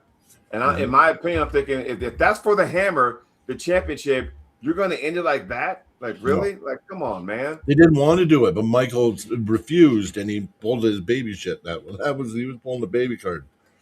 Yeah. Well, we all seen it. Yeah. No, Yeah, well, that's actually the match that you keep popping up in the back of your mind, right? Yeah, it's like Jerry and Michael again, but it's like, yeah, I guess you kind of want to see that one more time. Because I think Jerry got robbed. No. I think you want closure, legit closure. I think both guys want that because, do we see a Jerry versus Devin at some point? I don't know. I mean, the way Jerry's been taking losses now, which it kills me. It's almost like your hero gets, taken down. No. When Jerry loses is the same way I felt when John lost his last match to Yoshi, his retirement match. It felt like my hero went down, and it was like it was horrible. So that's how I feel when Jerry loses. And you got to go, okay, well, where does Jerry go now? Because now he's lost to Levon. He's lost to the Tally. Now he's lost to Blonsky, like in succession, even though he did get a bite, because the one thing he showed us in this last match over the weekend is what we didn't see in the previous two matches where he got the strap. Mm-hmm. He never had a chance to get a strap, which we never knew what would happen if he got a bite, but he got a bite on there. And I don't know. I mean, I was kind of going, okay, I think we're done after round 2 and Jablonski's up 2-0. I'm thinking, fuck. Mm-hmm. You know what I mean? Yeah. Yeah, I love Jerry, but I think Jerry, and like we talked the other day, Jody, and you got to be realistic. Just got to be realistic. I'm not going to get into that rant, but he's got to work on some things, and there's also just got to go ahead. But there's got to be more good arm wrestlers out of the top 10. There is, right? Like, isn't there any stars there? Because all I can remember now is like the top 10 and barely that, and I'm like, wait a sec, that's just a small group of people. Like, I'm sure there's got to be some other good arm wrestlers. There's guys coming up. There's going to be names. There's going to be replacements to those names. It's all in the works. One thing I noticed as like here, I'll give you an example. So who did we just see recently twice? And I did not know. He started off pulling Auden Larrett, and it was like, that was a mismatch. And then he pulled John Therian, made John Therian look like an amateur. And now he just crushed Jason Marlowe. Oh, you're talking about that guy from Israel? Mayan, yeah. Oh, Mayan. Yeah. And where did he come from? Yeah, where did he come from? He came out of nowhere. Yeah. Nowhere. Yeah. Ian found a gem there. I'm telling you. But Mayan, I would say, well, he just beat Merlot. Merlot at the straps was in the match, but as soon as it got to the straps, it wasn't even close. And then he's number 1 in North America at that weight class. So within a year, wow, this kid that no one's heard of is now crushing everyone he faces. So like we're starting to see people come out of the woodwork finally. And I think that because of all the promotions and because arm wrestling's getting to the point where, we're kind of oversaturated, but we actually are producing that next gen. And I think in the next couple of years, those top 10, they're going to start getting cycled. I think we'll be talking more about the top 20 in 2 years from now because there's going to be too much fluctuation. Yeah. There's Mayan, Merlot, even though he lost, put him in there. Schoolboy, Riker, Pork Chop made a good statement, so he'll probably get another call. He did really good. I think we'll see Wallace Dilly again at some point. Wallace Dilly, we'll see him again. So I believe that we'll start seeing more of these people. And like you said, Brian, I think we're gonna have to extend that to the top 20. You know, I think so. but you know, what you got to realize is What that about like Corey West? Corey West. Yeah, but see where he's went the opposite. He was talked about, and he was relevant, and now Corey West, I don't hear Corey West anymore.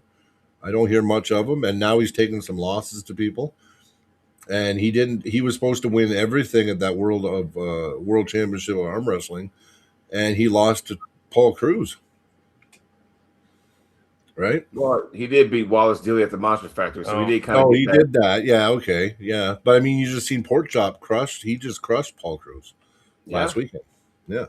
And here's the thing: this is why I like this, because it's almost like I was talking to the guys on the show the other day. Philip Larson. Yep. Yeah, we're talking about a farm system, right? So look at it this way: when you, at least here in the States, when there's a East versus West event, you know there's going to be a tournament of some sort the night before the event. Mm-hmm. That's when you really you bring your A game, because you never know. Because think about it. East versus West is there, so you know Dexter Tan's there, Baxter's there. We might have a surprise match, and let's go. Oh, how about these guys come to the main card or come to the preliminary card? But you're missing one aspect, though. Who else was there? Tim Talmatch was there. He's a promoter for Arm Sports Entertainment. Ian Carnegie was there. He's a promoter for MAC. So even if you don't get selected to be on the East versus West, guess what? Those guys are watching the tournament also, and maybe you might get a call from one of those guys and say, "Hey, you know what? I like what we like what you saw. Interested in pulling for us? We can set you up with a match." You never know. What do you think Ian's doing there? Ian's going to them, supporting, but he's also there. Yeah. He's harvesting talent. He's looking at he was invested in the tournament. He wanted to see the studs that were winning. Damn right, Mac's interested in those guys. Yeah. You know what I mean? Like, yeah, exactly. Like, you know what? I think, and people are starting to learn that they have to sell themselves. So, like, like for years, we didn't know how good we were in Alberta, because we were just pulling each other all the time. We never had a clue. Yeah, that's true. Yeah. Yeah, the other leagues. They fill in. Yeah. And now we've made connections because we've actually ventured out and pulled. Now we're going out through the United States and pulling you guys, and we're going. Our level's actually pretty fucking good, but we didn't know because we were sitting in a bubble in Alberta. Now if guys start realizing, hey, we invest in ourselves. Hey guys, I'm gonna have to let you go. My connection's no crap. problem. Oh, listen, you have a great night, Jeff. It was great talking to you, brother. Yeah. See you later, buddy. Yeah. See you, brother. Oh, come pull with you soon, bro. I think he doesn't know how to leave. No, I get what you're saying, though. As far as we'll do that. No, I totally get that. Yeah. Well, all I can say, Jody, is I think there's always lots of negative stuff we can kind of go off of, but there's a lot of positive shit these days. We got a lot of stuff going good for us, and and I think we get caught up in these East versus West and these elites and everything, but at the same time, like you said, these tournaments, now you got promoters are actually going to tournaments to farm. That's a big thing too, right? Like, I got a league like me through the fingers. We're starting a league. I'm watching talent all the time because I'm thinking about what super matches I want to have at the event. You know what I mean? So now you should get out there. You should pull as many events as you can. If there's some big names there, go there. Because if you get a pin on a big name, you might get noticed by somebody, right?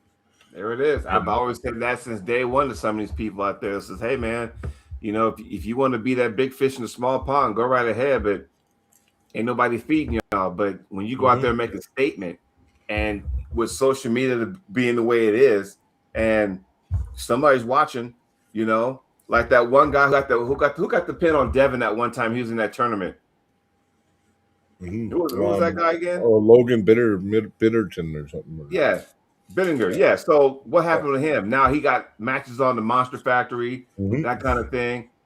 and it's on camera, and it was a legit. It's like, okay, here you go. I never even heard of the guy before. Right.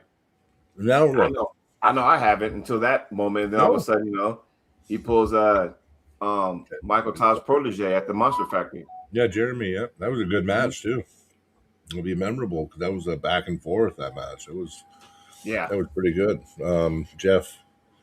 Sorry, guys, connection died. Thanks for the invite. Going to practice now. Yeah, go to practice. Say hi to everybody for us. Yes, Team Extreme, Edmonton Extreme is Jeff Miller.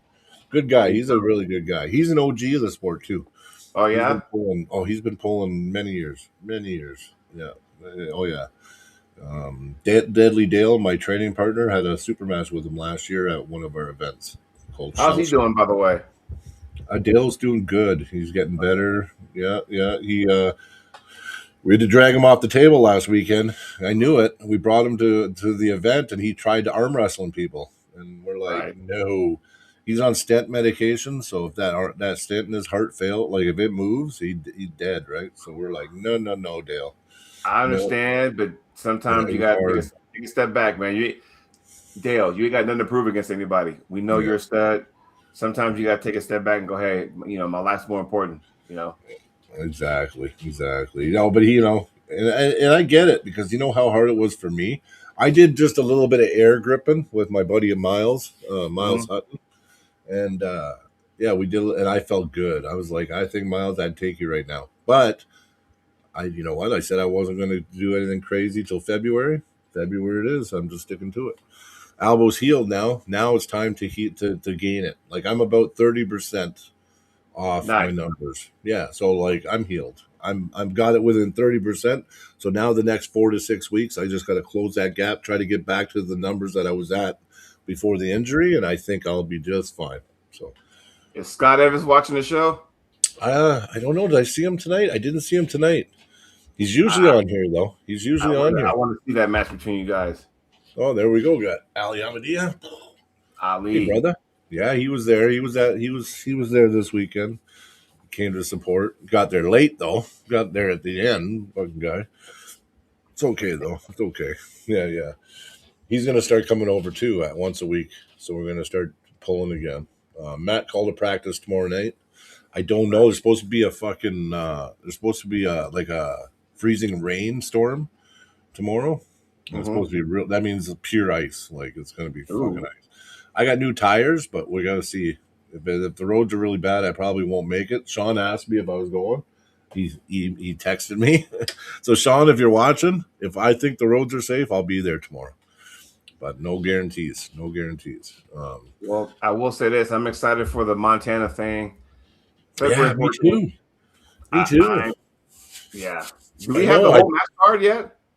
It's pretty. I'm about to ask. But I got then most of the matches are posted. I would say I'm just quickly checking here. I would say 3/4 of them are definitely up there. What's it called? Montana Armbender? Yeah. Armbender. Maybe Josh would know. Let me text Josh. Hey, you got the card? The list?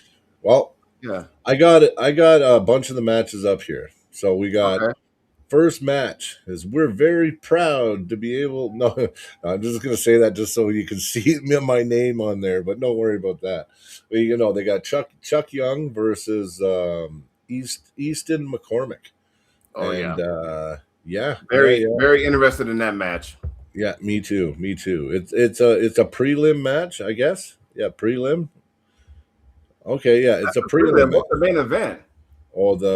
I'm sure it's good. I don't know. That's a pretty good prelim fucking match, though. Yeah.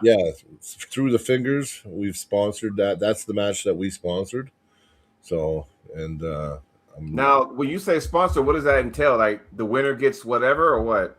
Well, I don't want to talk numbers really because I don't think that's what he wants out there. But there's a set medals or what? No, cash. Oh, okay. Yeah, like the way it works is that he has different tiers, right? Like there's like the prelim tiers, then you got your like your open card, and then your couple mains, and it can stretch from like let's say, I don't know, 500 all the way to 7,000, depending on the match. And what he does is he gets there. Wow. Yeah, and listen, he does amazing things, man. Like what's his name? Torque Wrench last year. He got enough. He bought a new truck with the money he got. Wow. Yeah, I think he got like $9,000 or something for his match. Yeah.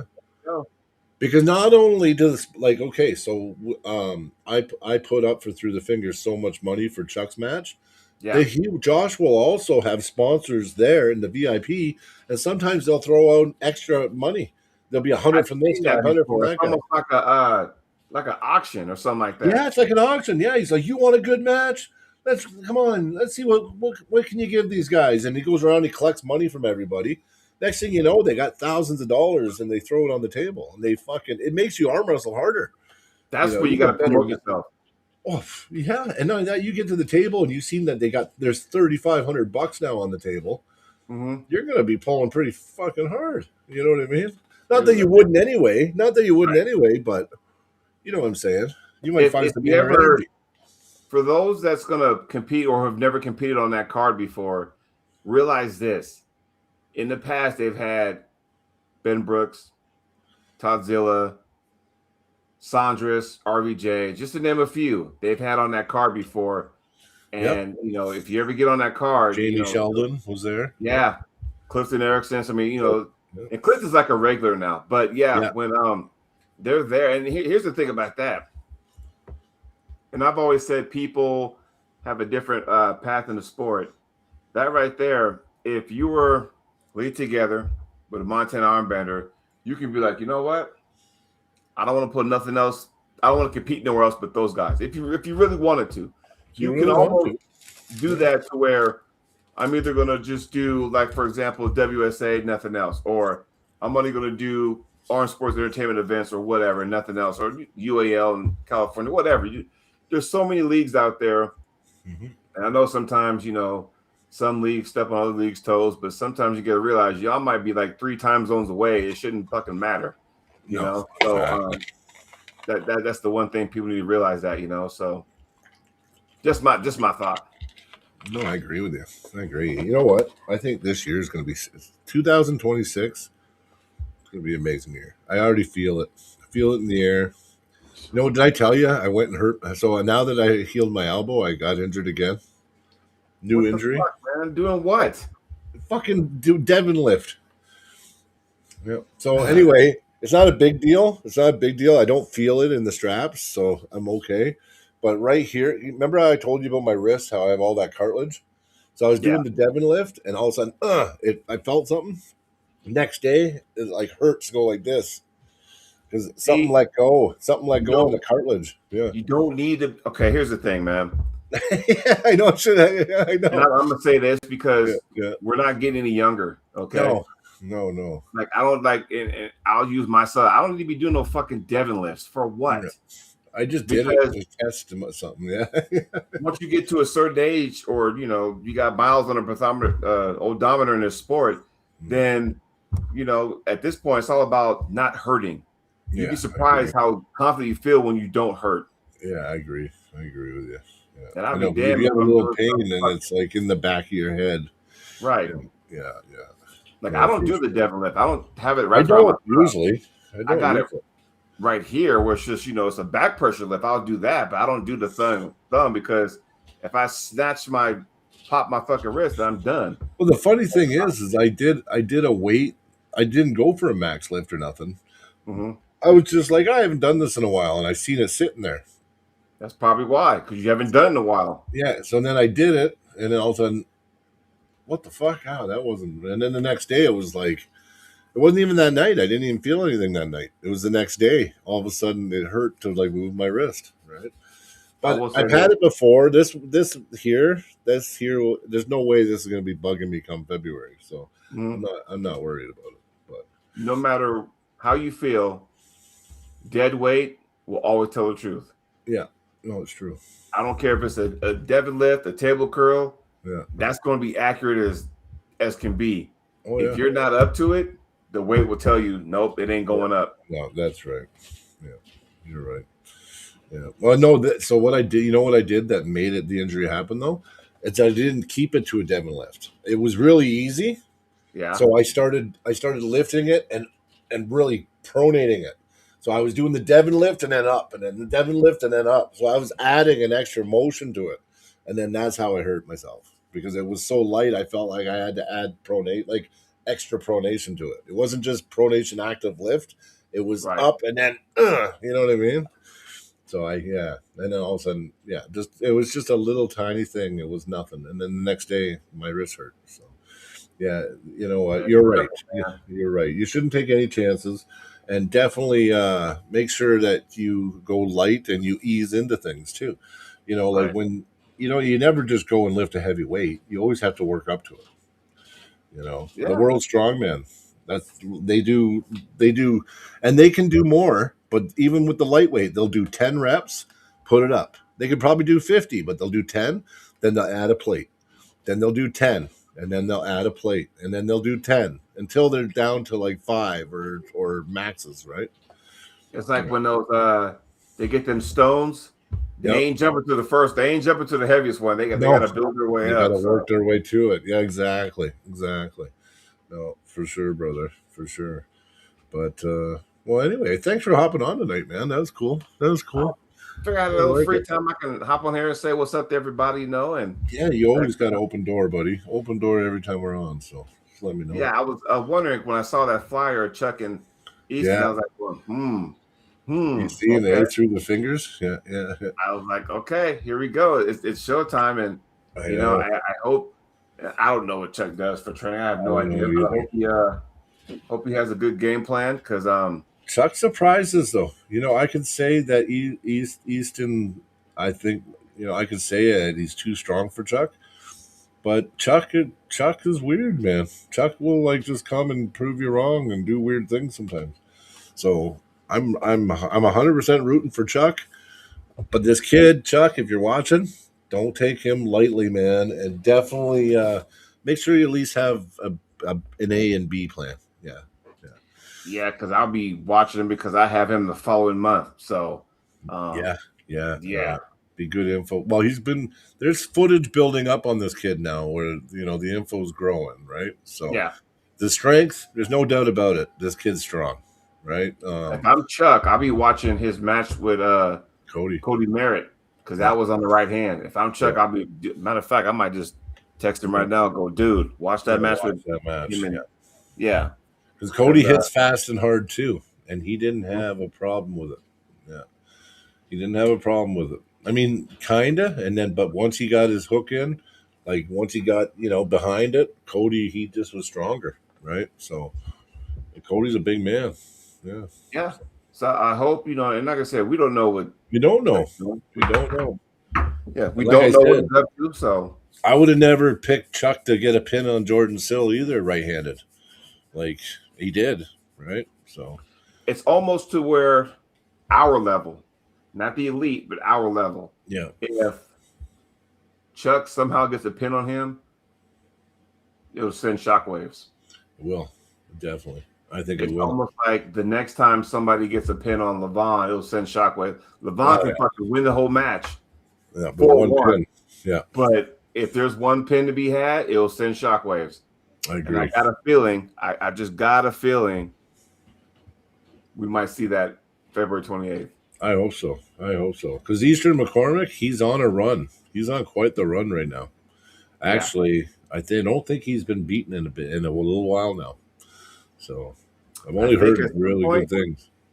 I don't know how you think, but I think at one of these days, at some point, I foresee him and Milo Larrett or him and Auden Larrett. At some point, they're going to meet. Right now, I think I would put Easton above both of them right now. Just because I don't think either one would beat Cody Merritt right now. Ooh, Clifton says sometimes you don't even need a pin. That's true. And you know what? I don't want the matches like that, but yeah, you're right. I've seen some matches like that where there's no pins and there's a winner. So, yeah, but I'm not really down with it. I remember when 2016 and Michael pulled Hermes. Hermes was like 220. Do you remember that match? Yep, I do. Yep. Do you remember what the score was? I think Michael ended up winning, didn't he? But Michael won 3-2. 3, yeah. All of Michael's wins were elbow fouls off of Hermes, and all Hermes wins were pins on Pins, Michael. Yeah, that's right. So I guess, Clifton, that since you brought that up, to answer your question, yes, you can still, you don't have to always pin, because Michael won that match. That was back when he still had hair, head full of hair, and his beard wasn't as long. But he won in all 3 of his matches because Hermes elbow fouled. So there you have it. Hermes was smaller then too. Yeah, he's like 220. But he's always been a beast. He's been a beast since he was down doing the 198 class. Yeah. Right. Yeah. So, yeah, for sure. Okay. Well, thanks everyone for joining tonight. And thanks for joining us, Jody. It was always a pleasure, brother. And yeah, man, have a good night. And, well, if something comes up, we'll be on before the weekend. And if not, Sunday night, tune in. There you go. All right, everybody. Thanks for having me on, Brian. Everybody, thank you. Take care. Okay. Have a good night, brother. Thanks, everyone.